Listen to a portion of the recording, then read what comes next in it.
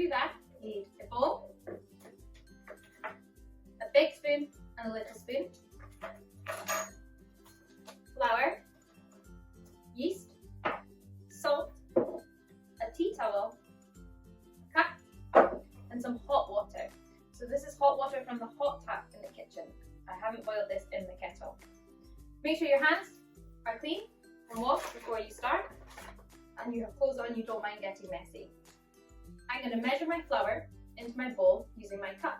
I'm going to measure 3 cups of flour. I'm doing this over my bowl so that if I spill, it doesn't matter too much.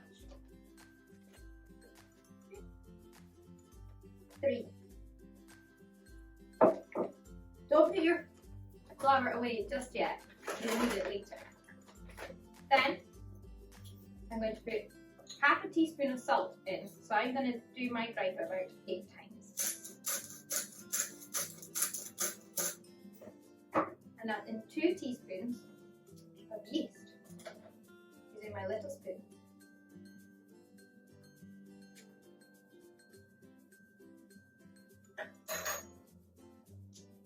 Once I have my dry ingredients together, I'm going to give them a mix around with my big spoon.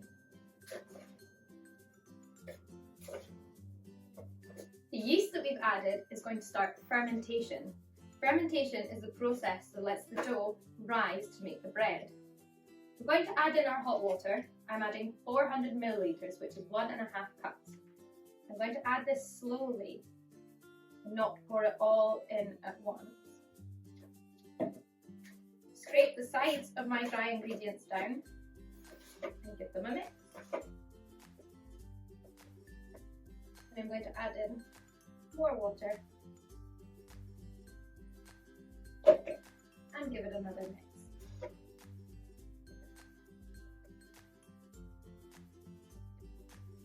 Make sure you get all the sticky bits of flour from around the side.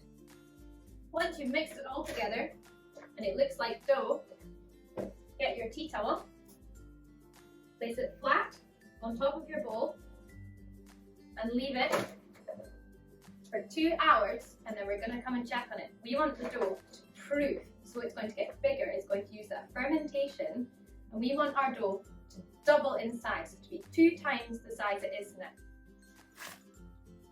Now that my dough is twice the size it was from when it started, I'm going to take it out the bowl, knead it, and then put it in the oven. Make sure your table or countertop is clean and then put some flour on it. Then use your big spoon to scrape the sides of the bowl down to get all of the dough out. We're going to knead the dough on the floury surface. This is where you fold the dough around to get the large air bubbles out of it. Then we're going to put the dough into our baking tin on some parchment paper. I put some flour on the parchment paper and on top of the dough to stop it from sticking when it goes in the oven. Make sure you get a grown-up to help you when you're using the oven, as it's very hot. To check your loaf of bread is baked properly, turn it upside down once it's cooled and knock to see if it sounds hollow. Hollow means empty, so like you're knocking on a door. Who's there?